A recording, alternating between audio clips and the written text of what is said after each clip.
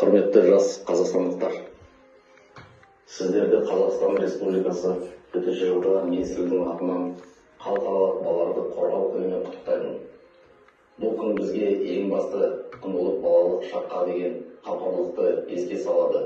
Біз әрбір баланың қауіпсіздік, сүйіспеншілік пен қуанышқа толы ортада өскенін қалаймыз.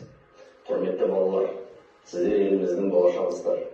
Сіздерге зор денсаулық, бақыт пен адал достар тілейміз.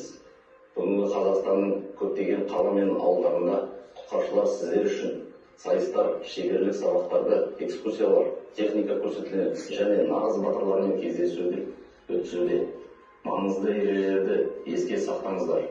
Қауіпсіздік оңай екенін біліңіздер. Жазғы демалу мен қызықты оқиғалардың уақыты. Сондықтан судың жанында, орманда, жолда және үйде сақ болыңыздар.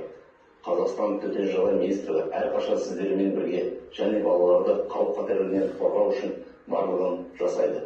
Жазғы демалыс шаттыққа толы, жарқын сәттермен есте қалсын.